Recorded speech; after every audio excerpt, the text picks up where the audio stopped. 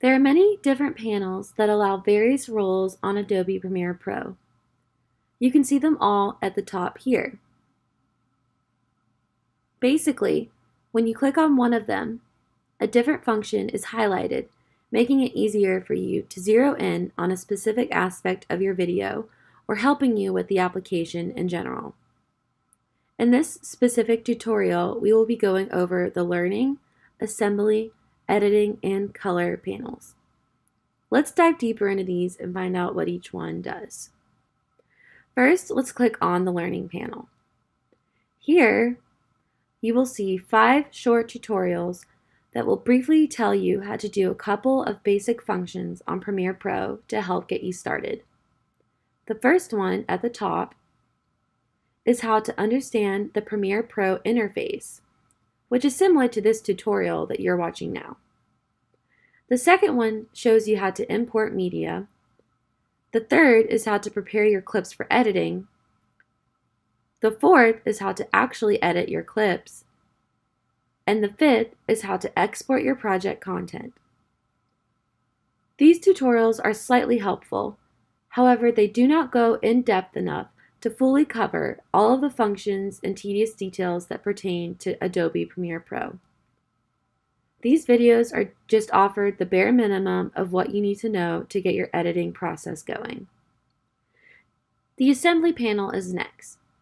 What this does is it enlarges the lower left-hand panel right down here to become roughly half of your screen within the application. This is an especially useful feature for when you are importing a lot of clips at once, so you can see all of your imported clips and graphics all at once rather than having to scroll through them in the Editing tab.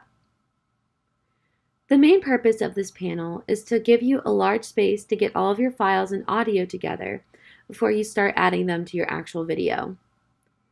You can still mess around with your actual video or other functions of Premiere Pro, but being on the Assembly panel essentially allows you to zero in on your material in order to get your priorities straight before actually editing the final product of the video. Next, let's move on to the Editing panel. The Editing panel is a great choice to edit in if you are not focusing on a specific function.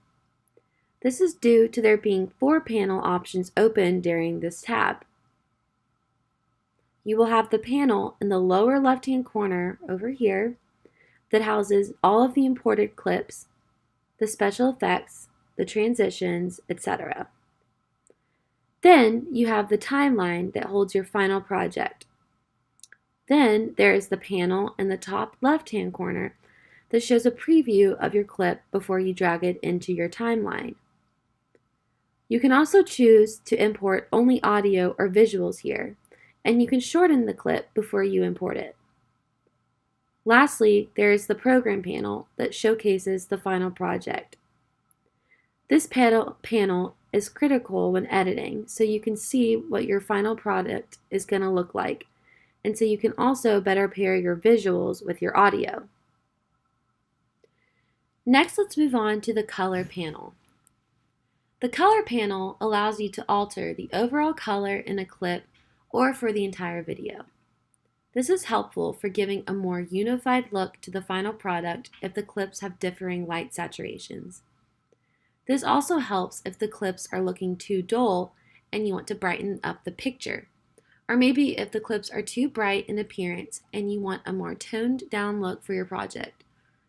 Once you select the Color panel at the top of your screen here, you will see that there are 6 subsections in this panel.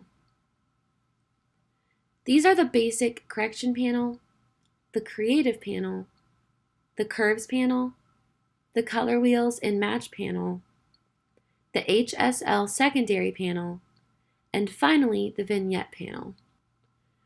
Under the Basic Correction panel, this is where you can alter the temperature, tint, tone, and saturation of your clips. Under the Tone section, you can see here that you have a variety of things you can change.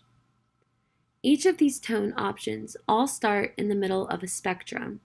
You can move each of these circles as far to the left and as far to the right until the contrast exposure, shadows, etc. are how you want them. The two spectrums you may want to focus on primarily are the exposure and contrast spectrums. As you can see by me pulling the exposure circle all the way to the right, how much brighter the image becomes and how much more vivid the colors are. Then, if I go all the way to the left, like this, you can see the drastic effect that this has on the coloring. Similarly, if I move the contrast all the way to the right again, you can see how it also affects the shadowing. And then if I move it all the way to the left, you can see how it affects the shadowing on that side as well. If you are a beginner and you aren't entirely sure how you want the lighting to be, you can always just click the Auto button and the circles will go where Premiere Pro believes it looks best. Also, if you've messed around with the settings and don't necessarily like how the picture has ended up, you can always just click the Reset button right over here, and all of the circles will be moved back into the middle of the spectrum. Moving on to the Creative panel.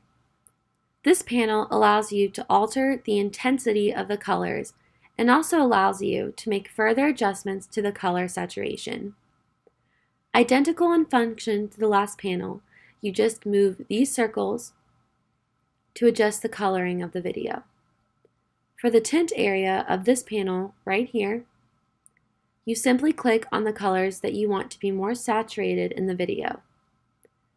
You can obviously click around these different colors like so to see how it affects your overall product. Moving on to the Curves panel, this will allow you to change the saturation of the hues. You want to focus over here where these little blocks are, and it will add more of the blocks here, and then you can move these blocks where you want on the saturation chart. This linear graph up here works similarly. Click the color you want to focus on, then pull up to increase the saturation, and pull downwards to decrease the saturation, like so. Next, for the Color Wheels and Match panel, this panel will allow you to alter the midtones, shadows, and highlights.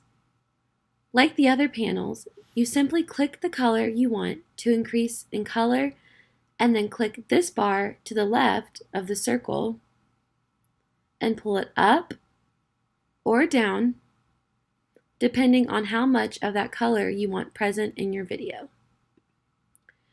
Next, if we click on the HSL secondary panel over here, we can see that it allows you to set a primary color of what you want to see more of. You can also blur or refine your clips, and you can further change the color corrections in a similar manner to the previous panel. Lastly, if we click on the final vignette panel, we can see that you can change the amount, midpoint, roundness, and feather in your video. Again, if you are a beginner and don't want to alter these levels, that is perfectly okay, and you can leave these circles in the center of the spectrum as they come. The next panel we are going to be going over is the Graphics panel. The Graphics panel is incredibly helpful if you need to add an intro or if you need to add credits to the end of your video. As you can see by my scrolling through this library here, there is an abundance of options for these credit/caption screens. To add these screens to your video, you simply click the option that you want, drag it to your main video in the time frame that you want, and also, if you wish to edit any text that you have already in the video, click this Edit button here, and then click this icon right here that looks like a Post-it note. Then click the text option. Once this opens up, you will see that you will have many options to edit the text, including the font, bold, italics, and the alignment of the text. The final panel that we will be going over in this tutorial is the Libraries panel. This panel is where you will be able to add graphics that you want to your video. How you do this is by clicking in this box here that says Search Adobe Stock, typing in whatever you want in terms of graphics, and then pressing Enter. Scroll through the options that pop up, and once you find one that you like, click the little button right here that appears once your mouse hovers over the image. This will download the image into your library and will allow you to use it in your project. For the final two panels, watch our third installment of this Premiere Pro series to learn more about how to alter the audio and how to add effects.